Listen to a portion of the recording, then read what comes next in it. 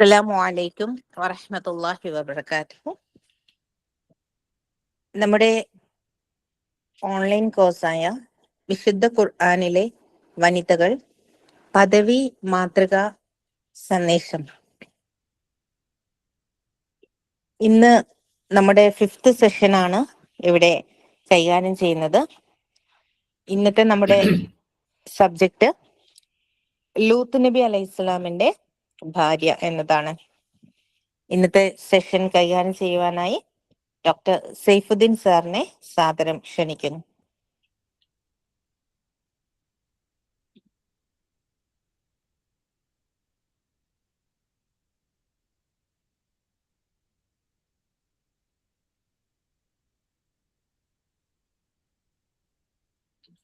അസ്സലാമു അലൈക്കും വറഹ്മത്തുള്ളാഹി.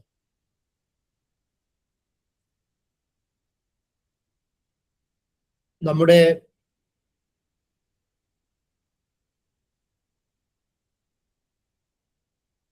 വിശുദ്ധ ഖുർആനിലെ വനിതകൾ എന്ന വർക്ക്ഷോപ്പിലെ പ്രധാനപ്പെട്ട ഒരു ചർച്ചാ വിഷയമാണ് ലൂത്ത് നബി അലൈഹി ഇസ്ലാമിന്റെ ഭാര്യയെ കുറിച്ചിട്ടുള്ള നിരീക്ഷണങ്ങൾ. മുൻ ക്ലാസ്സുകൾ നമ്മൾ സംസാരിച്ചതുപോലെ പരിശുദ്ധ ഖുർആനിലും ബൈബിളിലും ഈ മഹദികളെ കുറിച്ചിട്ടുള്ള പരാമർശങ്ങൾ മുന്നിൽ വെച്ചുകൊണ്ടിട്ടുള്ള ചർച്ചയാണ് നമ്മുടെ ഈ ചർച്ചയിൽ. ഈ രണ്ട് ഗ്രന്ഥങ്ങളിലും പരിശുദ്ധ ഖുർആനിലും ബൈബിളിലും ഏതൊക്കെ തരത്തിലാണ് ഈ മഹദികളെ വിശദീകരിക്കുന്നത് എന്നറിയുന്നതിലൂടെ ലോകത്തെ രണ്ട് പ്രധാനപ്പെട്ട ആശയ സംഹിതകളിൽ എങ്ങനെയാണ് സ്ത്രീകളെ വ്യവഹരിക്കുന്നത് എന്ന ഒരാശയം നമുക്ക് ലഭിക്കുന്നതാണ്. നമ്മുടെ ചർച്ചാ വിഷയം ലൂത്ത് നബി അലൈഹി ഇസ്ലാമിന്റെ ഭാര്യയുമായി ബന്ധപ്പെട്ടതാണ്. പരിശുദ്ധ ഖുർആനിൽ സൂറ തഹ്രീമിലും ഈ വിഷയവുമായി ബന്ധപ്പെട്ട് അതുപോലെ മറ്റു പല സൂറത്തുകളിലും അല്ലാഹു സുബ്ഹാനഹു വ തആല ലൂത്ത് നബി അലൈഹി ഇസ്ലാമിന്റെ ഭാര്യയെ കുറിച്ചുള്ള പരാമർശങ്ങളുണ്ട്. അതിലേക്ക് കയറുന്നതിന് മുമ്പ് ബൈബിളിൽ എങ്ങനെയാണ് ലൂത്ത് നബി അലൈഹി ഇസ്ലാമിന്റെ ഭാര്യയെ പരാമർശിക്കുന്നത് എന്ന് നമ്മൾ അന്വേഷിക്കേണ്ടതുണ്ട്. ബൈബിളിലും ലൂത്ത് നബി അലൈഹി ഇസ്ലാമിന്റെ ഭാര്യയുടെ പേര് പരാമർശിക്കുന്നത് നമുക്ക് കാണുവാൻ കഴിയില്ല. ലൂത്തിന്റെ ഭാര്യ എന്ന രീതിയിലാണ് പരാമർശങ്ങൾ മുഴുവനുമുള്ളത്. ഉൽപ്പത്തി, അതായത് ജനസിസിൽ ചാപ്റ്റർ 19 ഇത് കൂടുതൽ വിശദീകരിച്ച് കാണുന്നത്. നമുക്കറിയാം, ഓൾഡ് ടെസ്റ്റ്മെന്റ് ന്യൂ ടെസ്റ്റ്മെന്റ് എന്നുള്ള വേർതിരിവിൽ ന്യൂ ടെസ്റ്റ്മെന്റ് എന്ന് പറയുന്നത് ഈസാ അലൈഹി ഇസ്ലാമിന് ശേഷം പിന്നീട് പതിറ്റാണ്ടുകൾക്ക് ശേഷം അദ്ദേഹത്തിന്റെ ആ അനുയായി വൃന്ദത്തിലുള്ള പലരും ശേഖരിച്ചതാണല്ലോ ന്യൂ ടെസ്റ്റ്മെന്റ്. അതിനു മുമ്പുള്ള യഹൂദ വംശജർക്കിടയിൽ സൂക്ഷിച്ചിരുന്ന വേദഗ്രന്ഥങ്ങളുടെ കളക്ഷനെയാണ് നമ്മൾ ഓൾഡ് ടെസ്റ്റ്മെന്റ് എന്ന് പറയുന്നത്. അതിലാണ് ഖുർആനിന്റെ ഒരു ഭാഷയിൽ പറയുന്ന തൗറാത്തും സബൂറും അതുപോലെ തന്നെ അങ്ങനെയുള്ള വേദഗ്രന്ഥങ്ങളും നമുക്ക് ഖുർആൻ പരാമർശിക്കാത്ത പ്രവാചകന്മാരുടെ വേദഗ്രന്ഥങ്ങളുടെ അംശങ്ങൾ അടങ്ങുന്നതാണ് ഓൾഡ് ടെസ്റ്റ്മെന്റ്. അപ്പോൾ അതിലെ പ്രധാനപ്പെട്ട ഒരു ഭാഗമാണ്, ആദ്യ ചാപ്റ്ററാണ് ജനസിസ്, ഉൽപ്പത്തിയുമായി ബന്ധപ്പെട്ടത്. അതിന്റെ ഒരു വിശദീകരണത്തിലാണ് ഈ ഒരു ലൂത്ത് നബി അലൈഹി ഇസ്ലാമിന്റെ ദാവത്തും അല്ലെങ്കിൽ അദ്ദേഹത്തിന്റെ ജീവിതവും അദ്ദേഹത്തിന്റെ ഭാര്യയുമായും അതുപോലെ തന്നെ അദ്ദേഹത്തിന് ദാവത്ത് നടത്തേണ്ടിയിരുന്ന സദൂം ഗോത്രം, അത് സോതോം എന്നാണ് ബൈബിളിൽ പരാമർശിക്കുന്നത്. ഗൊമോറ എന്ന് പറയുന്ന രണ്ട് സിറ്റികളിലൂടെയാണ് അദ്ദേഹത്തിന്റെ ജീവചരിത്രങ്ങളുടെ പരാമർശം നമുക്ക് ബൈബിളിൽ കാണുവാൻ കഴിയുന്നത്.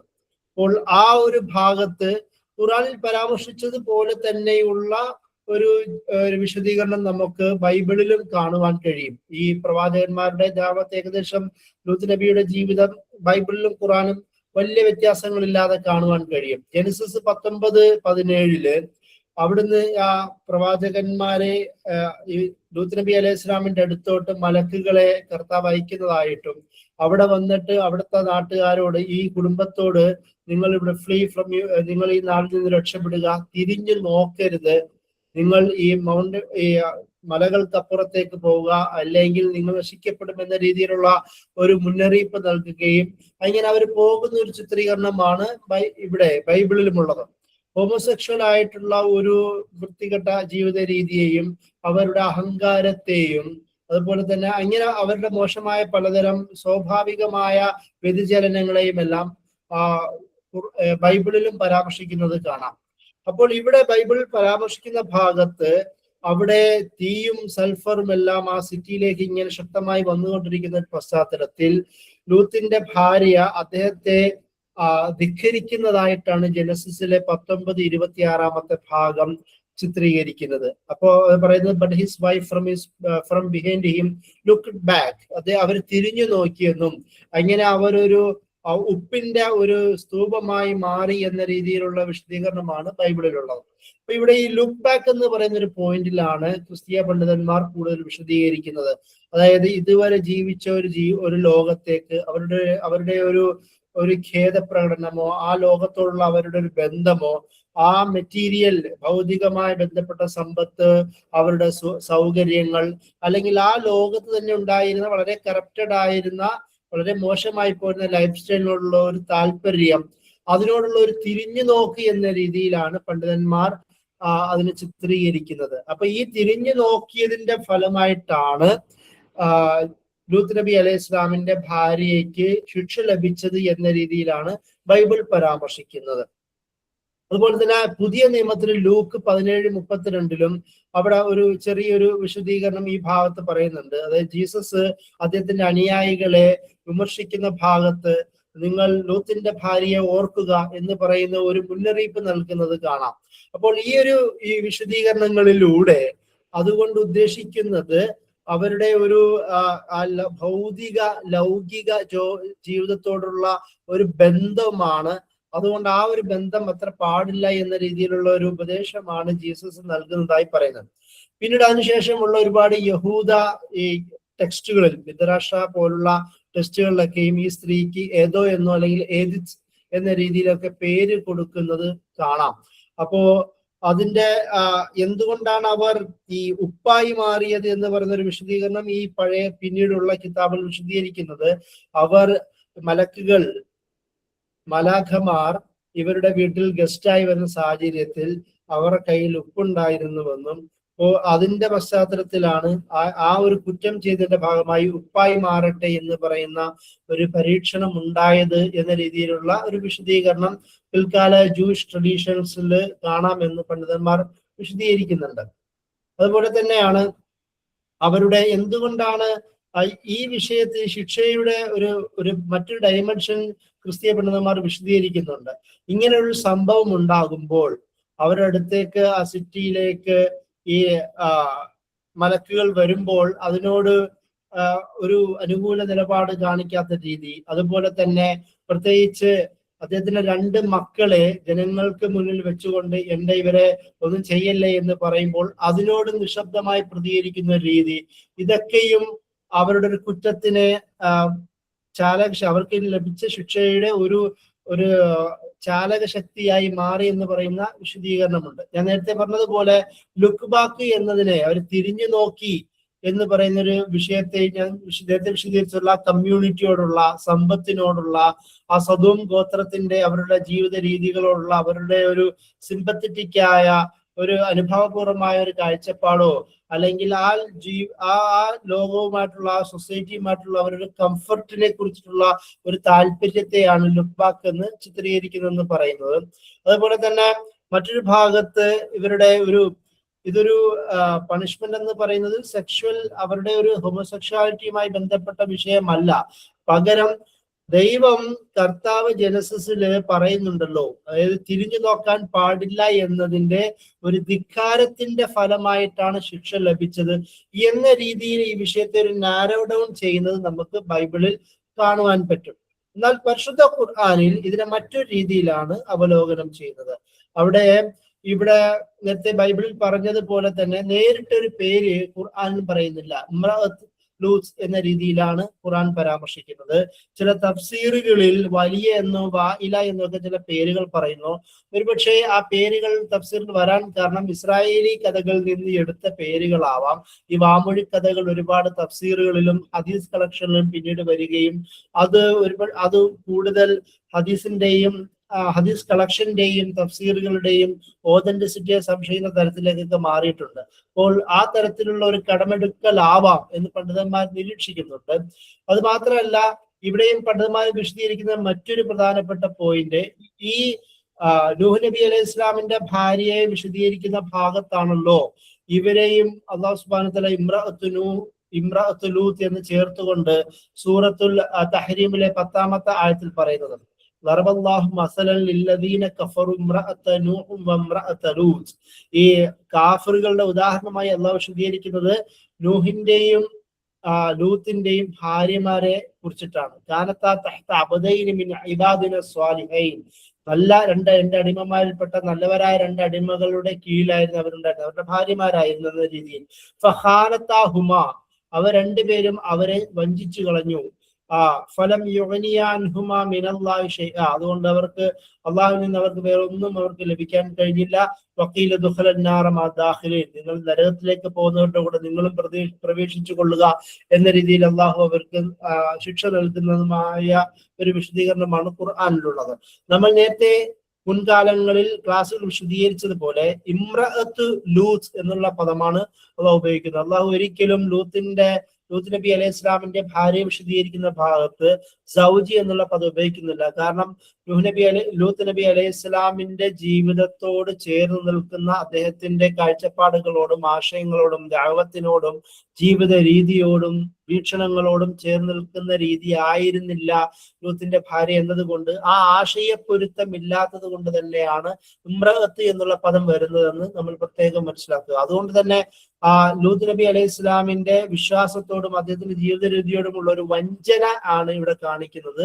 അല്ലാതെ അവര് ഹോമോസെക്ഷലായ താല്പര്യമുള്ള ഒരു സ്ത്രീ എന്ന രീതിയിലല്ല ഖുർആൻ പരാമർശിക്കുന്നത്. പണ്ഡിതന്മാർ അതിനെ വിശദീകരിക്കുന്നുണ്ട്. ഇബ്നു അബ്ബാസ് റളിയല്ലാഹു അൻഹു അതിനെ പറയുന്നത് ഇതിൽ ദീനിലുള്ള ബിട്രയലാണ്, അതിന് വൈവാഹിക ജീവിതത്തിൽ ഉണ്ടാവുന്ന സദാചാര ലംഘനമൊന്നുമല്ല എന്ന രീതിയിൽ ഖാനത്ത എന്ന പദത്തെ ഇബ്നു അബ്ബാസ് റളിയല്ലാഹു അൻഹു വിശദീകരിക്കുന്നത് നമുക്ക് കാണാം. അവിടെയാണ് ഈ ബിട്രയലിന്റെ ഒരു എക്സ്പ്ലനേഷനെ കുറിച്ചിട്ട് ഞാൻ നേരത്തെ പറഞ്ഞ ഇബ്നു അബ്ബാസ്, പിന്നെ ഇമാം തൊബരി, ഇബ്നു കസീർ, അൽ ഖുർത്തുബി പോലുള്ള പണ്ഡിതന്മാരും അതിനെ വിശദീകരിക്കുന്നുണ്ട്.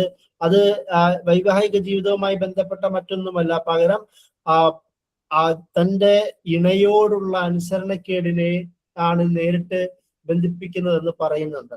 അതായത് അവിടെ അതിന് ചില വിശദീകരണങ്ങൾ പറയുന്നത് എങ്ങനെയാണ് ഈ ബിട്രയൽ ചെയ്തത് എന്ന് അവർ വിശദീകരിക്കുന്നുണ്ട്. ആ വിശദീകരണം നമ്മൾ ശ്രദ്ധിക്കേണ്ടത് ഖുർആനിൽ എങ്ങനെ വഞ്ചിച്ചു എന്ന രീതിയിലുള്ള പരാമർശം, അതിന്റെ ഒരു എക്സ്പ്ലനേഷൻ നമുക്ക് ഖുർആനിൽ കാണുവാൻ കഴിയില്ല. അവിടെ പക്ഷേ പിൽക്കാലത്തെ തഫ്സീറുകളിൽ കഥകളിൽ നിന്ന് കളക്ട് ചെയ്ത ഒരു വിശദീകരണമാവാം. അതായത് ഈ ഗസ്റ്റുകൾ വന്നപ്പോൾ നാട്ടുകാരോടടുത്ത് ഈ ഗസ്റ്റുകളെ കുറിച്ചിട്ടുള്ള മലക്കുകളെ കുറിച്ചിട്ടുള്ള വിശദീകരണങ്ങൾ അറിയിച്ചു എന്ന ഒരു വഞ്ചനയാവാം. അതല്ല, മറ്റൊരു കഥകളിലൂടെ പറയുന്നത് അവർ ചില സ്മോക്ക് സിഗ്നലുകൾ വിടുകയും അത് കണ്ടിട്ട് രാത്രിയിൽ ഈ സിഗ്നൽ കണ്ടിട്ട് ആൾക്കാർ പാഞ്ഞു വരുന്ന സീനാവാം. ഇങ്ങനെയുള്ള വിശദീകരണങ്ങളൊക്കെ നമുക്ക് തഫ്സീറുകളിൽ കാണാമെങ്കിലും അത് നേരിട്ട് നമുക്ക് എന്തില്ല, ഖുർആനിൽ ആ തരത്തിലുള്ള വിശദീകരണങ്ങളില്ല. അപ്പോൾ അത് നമ്മൾ മനസ്സിലാക്കുക. അതിന്റെ കൂടെ തന്നെയാണ് നേരത്തെ പറഞ്ഞതുപോലെ ഈ മലക്കുകൾ ഈ സമൂഹത്തെ നശിപ്പിക്കാൻ വരുന്ന സമയത്ത് അവരോട്, മനുഷ്യന്മാരോട്, അതായത് ലൂത്ത് നബി അലൈഹി ഇസ്ലാമിന്റെയും കുടുംബത്തോടും പ്രത്യേകം പറഞ്ഞൊരു കാര്യമാണ് നിങ്ങൾ തിരിഞ്ഞു നോക്കാൻ പാടില്ല എന്ന്. അപ്പോൾ ചില പണ്ഡിതന്മാർ ഈ തിരിഞ്ഞു നോട്ടം തഫ്സീറുകളിലും വിശദീകരിക്കുന്നുണ്ട്. തിരിഞ്ഞു നോക്കുന്നതിന്റെ അള്ളാഹ് പറഞ്ഞിട്ട് ആ കൽപ്പന സ്വീകരിക്കാതെ തിരിഞ്ഞു നോക്കിയതിന്റെ ഒരു ഭാഗവും കൂടിയിട്ടാവാം അവർക്ക് ശിക്ഷ ലഭിച്ചത് എന്ന് പറയുന്ന ചില വിശദീകരണങ്ങളുണ്ട്. പരിശുദ്ധ ഖുർആനിൽ ഈ ഒരു ശിക്ഷയുമായി ബന്ധപ്പെട്ട് പറയുന്ന ചില ഭാഗങ്ങളിൽ, അത് ഒന്ന് സൂറത്തുൽ അറാഫിലെ 83-ാമത്തെ ആയത്തിൽ ഫൻജൈനാഹു വഅഹ്ലഹു ഇല്ലാ ഇംറഅതഹു കാനത് മിനൽ ഗാബിരീൻ.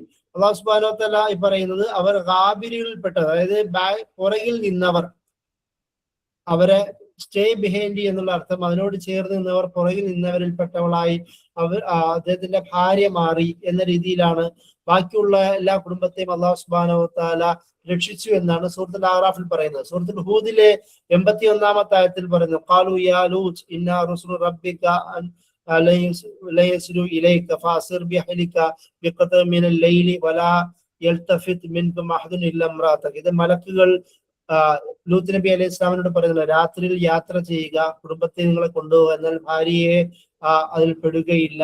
കാരണം ഇന്നഹു മുസീബുഹാ മാ അസാബഹും, അത് അവർക്ക് ആ തരത്തിലുള്ള ശിക്ഷ ലഭിച്ച ആ ഇനത്തിൽപ്പെട്ടതാണെന്ന് ആ മലക്കുകൾ ലൂത്ത് നബി അലൈഹി സ്വലാമിനെ ഓർമ്മപ്പെടുത്തുന്നു. ഇന്ന മൗഇദഹും സുബ്ഹ്, അവർക്ക് സുബഹിയിലായിരിക്കും അവരുടെ ഒരു വാഗ്ദാനം അത് ചെയ്തത്, അത് സംഭവിക്കുന്നതായിരിക്കും.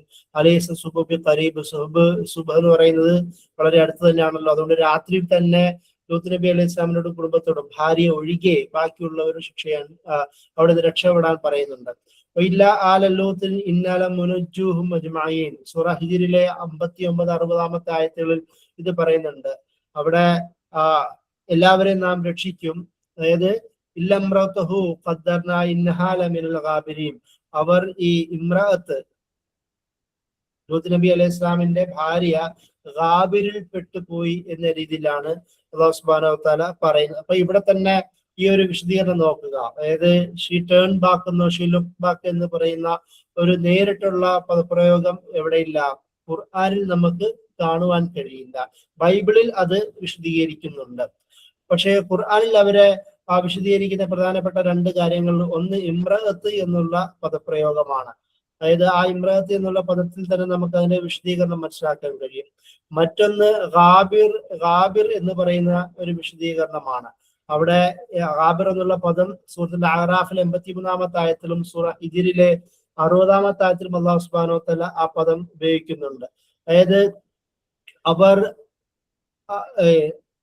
അവർ ബാക്കി മുന്നിലുള്ള നബിയുടെ കൂടെയും സമൂഹത്തിന്റെ കൂടെയും വരാതെ ആ ലോകത്ത് തന്നെ ബാക്കിയായ ഒരു സ്ത്രീയാണ്. അതായത് ഇവരുടെ കൂടെ യാത്ര പോലും ചെയ്യാൻ തയ്യാറായില്ല എന്ന രീതിയിലാണ് വിശദീകരിക്കുന്നത്. എന്നാൽ ബൈബിളിൽ ലൂത്ത് നബി അലൈഹി ഇസ്ലാമിന്റെയും കുടുംബത്തിനൊപ്പം യാത്രയാവുകയും എന്നാൽ തിരിഞ്ഞു നോക്കിയത് കൊണ്ട് ശിക്ഷ ലഭിച്ചു എന്ന രീതിയിലുള്ള ഒരു വിശദീകരണമാണെങ്കിൽ, ഖുർആനിൽ ആ യാത്രയാവുന്ന പരാമർശം പോലും കാണുവാൻ കഴിയില്ല.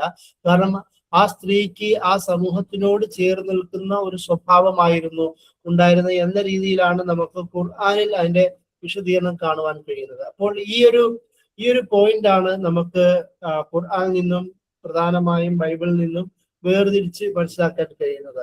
അതുകൊണ്ട് തന്നെ ഇവിടെ എന്തുകൊണ്ടാണ് ആ സ്ത്രീ അവിടെ ബാക്കിയായത്, നമ്മൾ നേരത്തെ വിശദീകരിച്ചതുപോലെ ആ സമൂഹത്തിനോടുള്ള അവരുടെ ഒരു അറ്റാച്ച്മെന്റിന്റെ ഒരു ഭാഗമായിട്ടാണ് എന്ന രീതിയിൽ നമുക്ക് ഇവിടെ മനസ്സിലാക്കാൻ കഴിയും. കാരണം ഇൽത്തഫത്ത എന്ന് വെച്ചാൽ തിരിഞ്ഞു നോക്കിയെന്നാണെങ്കിൽ പോലും അള്ളാഹു അത് തിരിഞ്ഞു നോക്കരുത് എന്നുള്ളൊരു വിശദീകരണം ഖുർആനിലും കൊടുക്കുന്നുണ്ട്. പക്ഷേ ഈ സ്ത്രീ തിരിഞ്ഞു നോക്കി എന്ന് പറയുന്ന ഒരു പരാമർശം ഖുർആനിൽ പറയുന്നില്ല. അതേപോലെ തന്നെ ബൈബിളിലോ തിരിഞ്ഞു നോക്കാൻ പാടില്ല എന്ന് പറയുകയും എന്നാൽ ആ സ്ത്രീ തിരിഞ്ഞു നോക്കി എന്ന് പറയുന്ന വിശദീകരണം ഖുർആനിലും പറയുന്നുണ്ട്. അപ്പൊ ഈ ഒരു ചെറിയൊരു വേർതിരിവ് നമുക്ക് കാണുവാൻ കഴിയും ഖുർആനിലും ബൈബിളിലും തന്നെ. അപ്പൊ അതുകൊണ്ട് തന്നെ ഈ ഒരു കമ്പാരിസൺ വളരെ എളുപ്പമായി തന്നെ നമുക്ക് പറയാം. ഖുർആനിലും ബൈബിളിലും ഏത് തരത്തിലുള്ള കമ്പാരിസൺ ആണ്? ഇവിടെ ബൈബിളിൽ പ്രധാനമായും പറയുന്നത് എന്താണ്? ബൈബിൾ പ്രധാനമായും പറയുന്നത് ഈ സ്ത്രീക്ക് ലൂത്ത് നബി അലൈഹി ഇസ്ലാമിന്റെയും കുടുംബത്തോടൊപ്പം തന്നെയും ആ നാട്ടിൽ നിന്ന് രക്ഷപ്പെടുത്തി പുറത്തെത്തുകയും ചെയ്തു എന്ന രീതിയിലാണ് അവരുടെ ഒരു സ്റ്റാറ്റസിനെ ബൈബിളിൽ വിശദീകരിക്കുന്നത്, ജനസിസ് ഭാഗത്ത് വിശദീകരിക്കുന്നത്. പരിശുദ്ധ ഖുർആനിലോ അവരൊരു വഞ്ചിച്ചവരാണ് എന്ന രീതിയിൽ വിശദീകരിക്കുകയും അവർ മിനൽ ഗാബിരീൻ, ആ പുറകിൽ നിന്ന സമൂഹത്തോടൊപ്പം നിന്ന ഒരാളെന്ന രീതിയിൽ ഖുർആൻ പറയുന്നത്. അതുകൊണ്ട് നാശത്തിന് അവര് ഓൾറെഡി വിധിക്കപ്പെട്ട ഒരു സ്ത്രീ എന്ന രീതിയിലാണ് ഖുർആനിൽ പരാമർശിക്കുന്നത്. അതുപോലെ തന്നെ ബൈബിളിൽ ഇവരുടെ തെറ്റ് എന്ത് എന്ന രീതിയിൽ പറയുമ്പോൾ അവരുടെ ഫിസിക്കൽ ഡിസൊബീഡിയൻസിനോ ശാരീരികമായിട്ടുള്ള ഒരു ധിക്കാരത്തെയാണ് പരാമർശിക്കുന്നത്. കാരണം ആ സിറ്റിയോട് തിരിഞ്ഞു നോക്കാൻ പാടില്ല എന്ന് പറയും, തിരിഞ്ഞു നോക്കി എന്നുള്ള ഒരു തെറ്റിനെയാണ് ബൈബിളിൽ പരാമർശിക്കുന്നത്. എന്നാൽ ഖുർആനിലോ ഖുർആന്റെ ഒരു വീക്ഷണപ്രകാരം അവർ പ്രവാചകനെ കൂടെയുള്ള തന്റെ ഇണയായ ലൂത്ത് നബി അലൈഹി ഇസ്ലാമിനെ ഓൾറെഡി തന്നെ വഞ്ചിച്ച ആ വിശ്വാസത്തോടെ ചേർന്ന് നിൽക്കാത്ത ഒരാളെന്ന നിലയിലും ഇതിനെ വിശദീകരിച്ചുകൊണ്ട് മുഫസ്സിറുകൾ പറയുന്ന രീതിയിൽ ഇത് എങ്ങനെയാണ് മലക്കുകൾ വന്ന് നാട്ടുകാർ അറിയുന്നത്? ഒരുപക്ഷെ അത് ഭാര്യ അറിയിച്ചതാവാം. കാരണം അവൾ ഓൾറെഡി തന്നെ ആ സ്ത്രീ ലൂത്ത് നബിയുടെ കൂടെ വിശ്വാസപരമായി ചേർന്ന് നിൽക്കാത്തവളായിരുന്നു എന്നതുകൊണ്ട് നാട്ടുകാർ അറിയിച്ചതാവും എന്ന് പണ്ഡിതന്മാർ വിശദീകരിക്കുന്നുണ്ട്. അതുപോലെ തന്നെ ഈ ബൈബിളിൽ ഇവരുടെ ഒരു ലൂത്ത് നബി അലൈഹി ഇസ്ലാമിനോടുള്ള ഒരു ബന്ധത്തെ ചെറുതായിട്ട് വിശദീകരിക്കുന്നുണ്ട്. ലൂത്ത് നബി അലൈഹി ഇസ്ലാമിന്റെ കൂടെ സേഫായ ഒരു ഭാഗത്തേക്ക് യാത്രയാവാൻ തയ്യാറാകുന്നവൾ എന്ന രീതിയിലാണ്. എന്നാൽ ഖുർആനിലോ ലൂത്ത് നബി അലൈഹി ഇസ്ലാമിന്റെ പ്രവാചക ദൗത്യത്തെ തന്നെ ഇല്ലായ്മ ചെയ്യാൻ ആക്റ്റീവായി പണിയെടുക്കുന്ന ഒരു സ്ത്രീ എന്ന നിലയിലാണ് ഖുർആനിൽ അവരെ വിശദീകരിക്കുന്നത്. അതിന്റെ കൂടെ തന്നെ ഇതിന്റെ ഒരു ശിക്ഷയുമായി ബന്ധപ്പെട്ട വേറെ ഒരു വ്യത്യാസം നമുക്ക് കാണാം.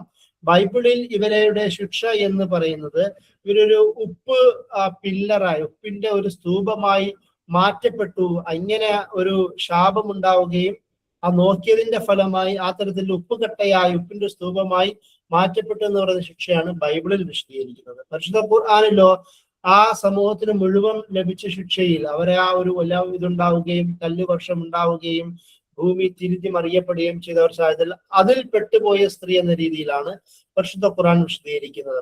ഇതിന്റെ ഒരു മതപരമായ അല്ലെങ്കിൽ ഒരു ആത്മീയമായ ഡൈമെൻഷനിൽ തന്നെയും ഒരു ചെറിയൊരു സാദൃശ്യം നമുക്ക് കാണാം. ഭൗതിക ലോകവുമായിട്ടുള്ള അവരുടെ ഒരു അറ്റാച്ച്മെന്റിനുള്ള ഒരു മുന്നറിയിപ്പ് എന്ന നിലയിലാണ് ഇത് പറയുന്നത്. കാരണം ന്യൂ ടെസ്റ്റ്മെന്റിൽ ഇത് പ്രത്യേകം എടുത്ത് പറയുന്നുണ്ട്. ഭൗതിക ലോകത്തിലുള്ള ഒരു അറ്റാച്ച്മെന്റിനെ സൂക്ഷിക്കണമെന്ന് പറഞ്ഞ പേര് ജീസസ് തന്റെ അനുയായികളെ പറയുന്ന ഭാഗത്ത് റിമെമ്പർ ലൂത്ത്സ് വൈഫ് ലൂത്തിന്റെ ഭാര്യയെ നിങ്ങൾ ഓർക്കുക എന്ന് പറയുന്ന ഒരു വാണിംഗ് കൊടുക്കുന്ന കാണാം. എന്നാൽ പരിശുദ്ധ ഖുർആനിലോ ഇതിനേക്കാളും അപ്പുറം വളരെ വിശാലമായ മറ്റൊരാശയമാണ് പരിശുദ്ധ ഖുർആനിൽ അവരുടെ മരണത്തെ മുന്നിൽ വെച്ചുകൊണ്ട് പഠിപ്പിക്കുന്നത്. അതായത് എത്രത്തോളം ഒരു നബിയുടെ ഒരു പ്രവാചകന്റെ ഭാര്യയായി ഇരുന്നാൽ പോലും അതൊരിക്കലും കുഫറിൽ നിന്ന് രക്ഷിക്കുകയില്ല എന്നാണ്. കാരണം നമ്മൾ മനസ്സിലാക്കേണ്ട ഒരു വിഷയം, സൂറ തഹ്രീമിൽ ഈ ഒരു വിഷയം സംസാരിക്കുമ്പോൾ നബി സല്ലല്ലാഹു അലൈഹി വസല്ലമയുടെ ഭാര്യമാരെ മുന്നിൽ വെച്ചുകൊണ്ടും വിശ്വാസികളുടെ പ്രത്യേക സഹാബികളുടെ ഭാര്യമാരെയൊക്കെ മുന്നിൽ വെച്ചുകൊണ്ടും പഠിപ്പിക്കുന്ന ഒരു പാഠമാണ് തന്റെ ഇണയോടുള്ള അവരുടെ ഒരു കമ്മിറ്റ്മെന്റും ലോയാലിറ്റിയും പറയുന്ന ഭാഗത്താണ് ഈ ഒരു വിഷയം ഉദാഹരണമായി പറയുന്നത്.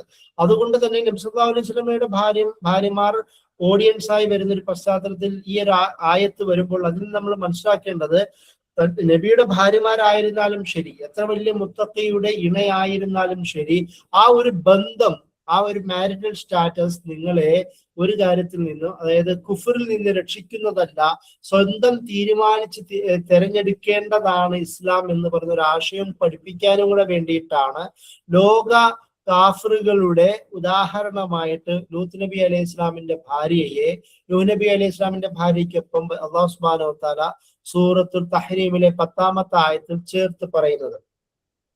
ഇതിൽ നിന്ന് ഖുർആൻ പഠിപ്പിക്കുന്നതിലെ ഒരു കൺസെപ്റ്റ് വിശദീകരിച്ചത് പോലെ തന്നെ ഓരോ വ്യക്തിക്കും അവരുടേതായ ഒരു ആത്മീയ ധാർമ്മിക ബാധ്യതകൾ ഉണ്ട് എന്നുള്ളതാണ്.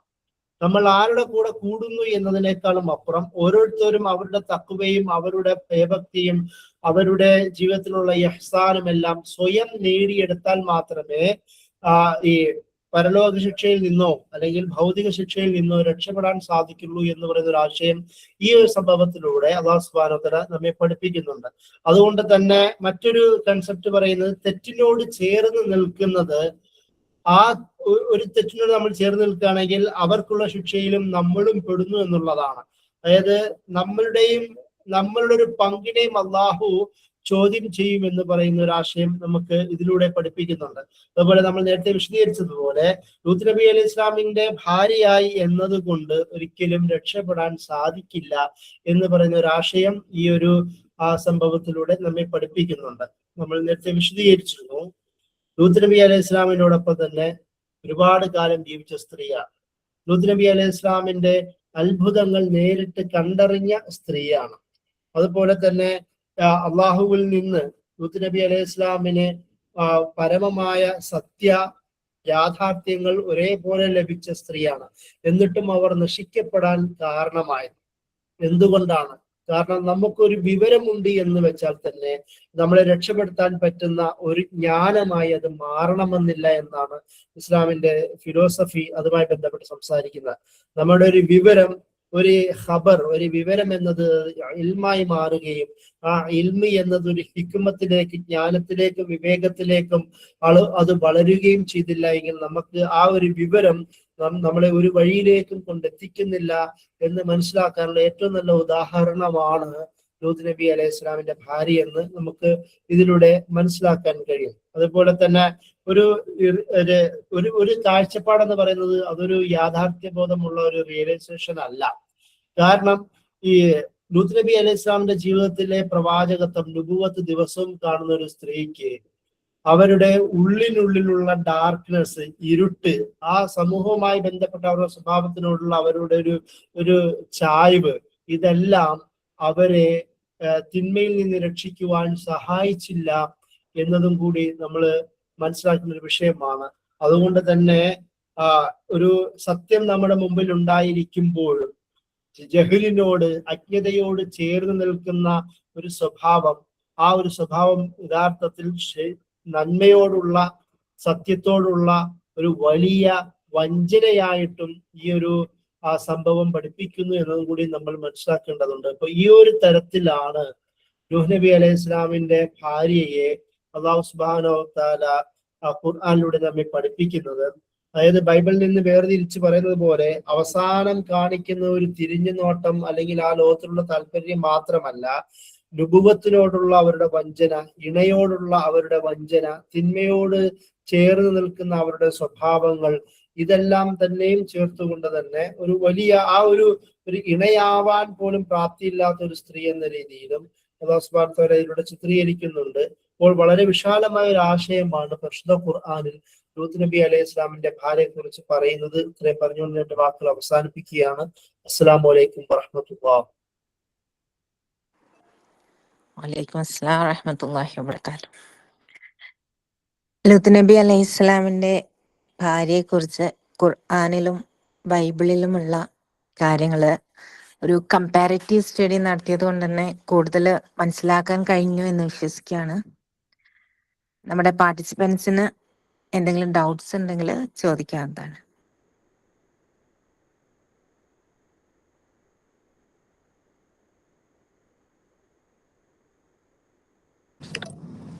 അസ്സലാമു അലൈക്കും.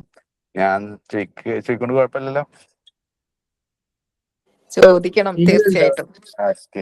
പിന്നെ എന്റെ ഒരു സംശയം, നമ്മള് ഇസ്ലാമില് 2 തരം ബന്ധങ്ങളുണ്ട്. ഒന്നൊരു ആദർശ ബന്ധം, ഒന്ന് കുടുംബ ബന്ധം, അല്ലെ? ഈ എപ്പോഴും ഞാൻ മനസ്സിലാക്കിയത് ആദർശ ബന്ധമാണ് കുടുംബ ബന്ധത്തിന് മുകളിൽ നിൽക്കുന്നത്. രണ്ടും വേണ്ടി ഒരു ക്ലാഷ് വന്നാൽ ആദർശ ബന്ധമാണ് കുടുംബ ബന്ധത്തിന് മുകളിൽ നിൽക്കുന്നതാണ് ഞാൻ മനസ്സിലാക്കിയത്. ശരിയാണോ? അത് മനസ്സിലാക്കേണ്ടത് ആശയപരമായി ശരിയാണെങ്കിലും ഖുർആൻ നിയമത്തിന്റെ ഭാഷ പറയുമ്പോൾ കുടുംബത്തെ ചേർത്ത് പറയും.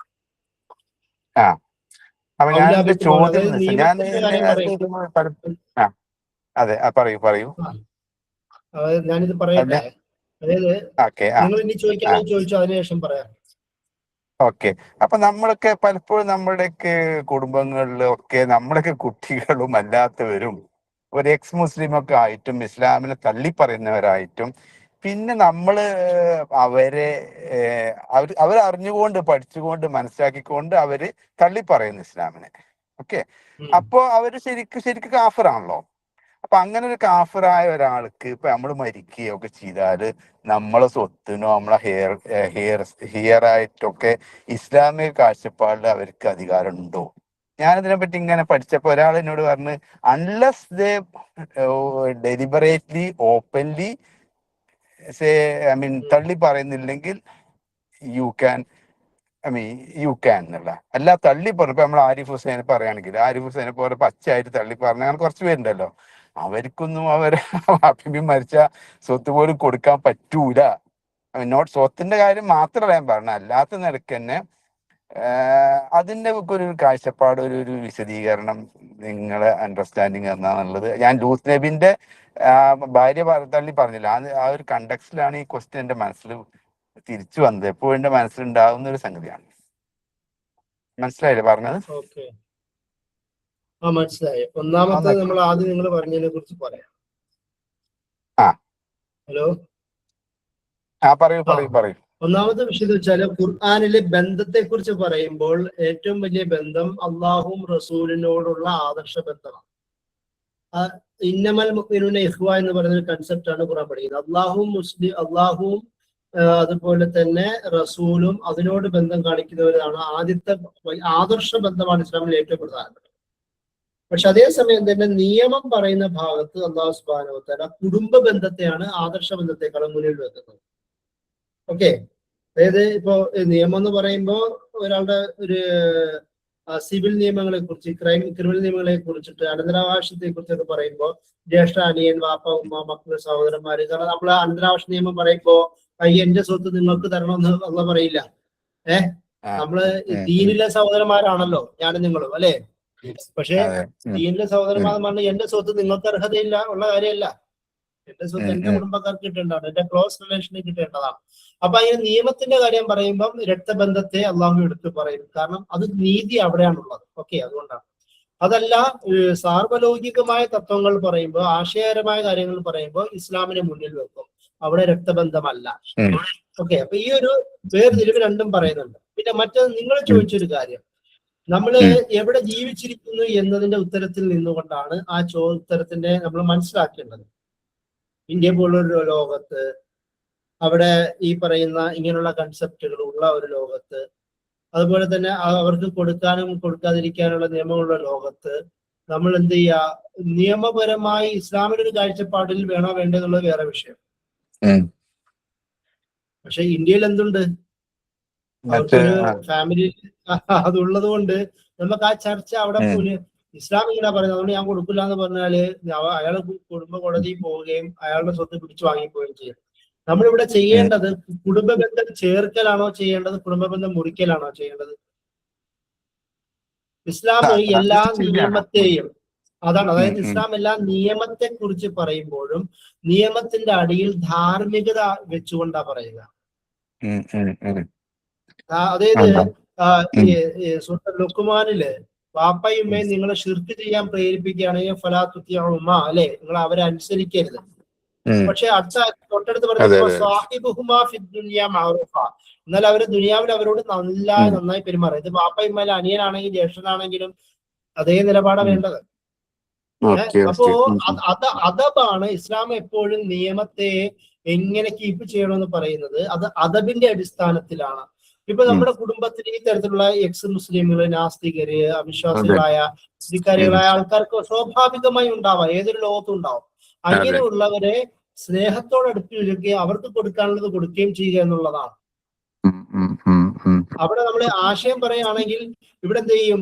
അയാൾ കൂടുതൽ രൂക്ഷമായ നിലപാട് സ്വീകരിക്കുകയും അവസാനം ഉള്ള ബന്ധം പോലും ഇല്ലാതാക്കുന്ന തരത്തിലേക്ക് മറ്റൊരു വ്യവസ്ഥ തേടി പോവുകയും ചെയ്യും. അങ്ങനെ തേടി പോവാതിരിക്കാൻ തന്നെ ഇസ്ലാമികമായ നിലപാട് കുടുംബ ബന്ധം ചേർത്ത് വെക്കലാണ്. അവൻ ആ നിലപാട് സ്വീകരിക്കുമ്പോൾ അതിന്റെ ഉത്തരം കിട്ടേണ്ടത് പടച്ചവനിൽ നിന്നാണ്. പടച്ചവൻ കൊടുക്കട്ടെ എന്നുള്ളൊരു കാഴ്ചപ്പാട് സ്വീകരിക്കുകയും അവന് കിട്ടേണ്ടത്, അവന് കൊടുക്കേണ്ടതും, അവന് സംരക്ഷണം ലഭിക്കേണ്ടതും സപ്പോർട്ട് ലഭിക്കേണ്ടതും കൊടുക്കുകയും ചെയ്യുക എന്നുള്ളതാണ് വിശ്വാസിയുടെ കടമ.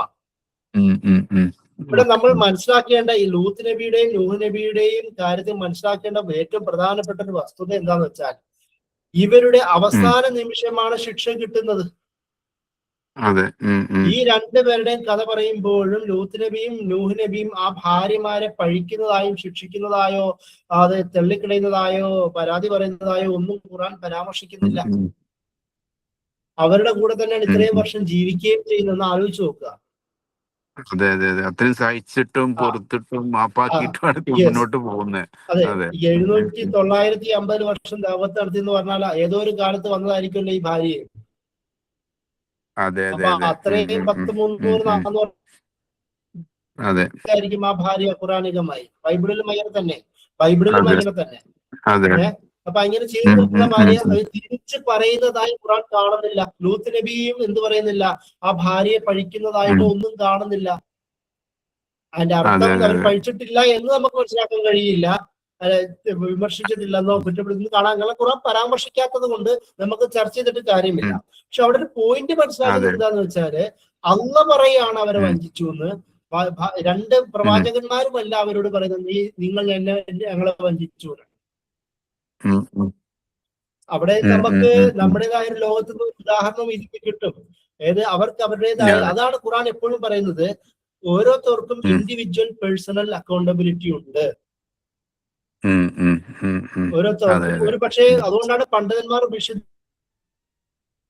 വെച്ചാല് ഇവരുടെ ആ, ധാർമ്മികമായ ഉം, ഉം, ലോകത്തല്ല ഈ പ്രശ്നം, പകരം അവരുടെ ഈ ഉം, ഇണയോടുള്ള അടുപ്പത്തിന്റെ ലോയാലിറ്റിയുടെ കാര്യത്തിലാണ് പ്രശ്നം എന്ന് പണ്ഡിതന്മാർ വിശദീകരിച്ച് പറയുന്നത്. ഉം, ഉം, ഉം. അത് അതെ നമ്മൾ അതെ നോട്ട് അതെ. ചെയ്യേണ്ട പ്രധാനപ്പെട്ട ഒരു പോയിന്റാണ്. ശരിയാ. അത് സത്യം പറഞ്ഞാൽ ഒരു നല്ലൊരു ക്ലാരിറ്റി ഉള്ള ഒരു എക്സ്പ്ലനേഷൻ ആണ് ഇപ്പം ഇരുന്ന് കിട്ടി. ഞാൻ പലരോടും ഇങ്ങനെ പലരോടും എന്നല്ല, ഇങ്ങനെ ഓരോരുത്തർ പണ്ഡിതന്മാരോട് ചോദിച്ചപ്പോൾ അവരൊന്നും ഒരു ക്ലാരിറ്റി ഉണ്ടായിരുന്നില്ല ഈ കാര്യത്തിൽ. അപ്പം നിങ്ങൾ പറഞ്ഞതിൽ അതിൽ വളരെ ക്ലാരിറ്റി, അതായത് നീതിയുടെ പക്ഷത്താണ് ഇസ്ലാം എപ്പോഴും നിൽക്കുന്നത്. പിന്നെ every individual is responsible for his or on actions. ബാക്കിയൊക്കെ അള്ളാഹ്ക്ക് വിടുക എന്നുള്ളതാണ് അൾട്ടിമേറ്റ്ലി. അതാണ് ഇൻക്ലൂസീവായ ഒരു ഒരു ഒരു ഐ മീൻ ഒരു എന്താ പറയാ ഇൻക്ലൂസീവായ ഒരു തീരുമാനം ശരിക്കും അതാണ്.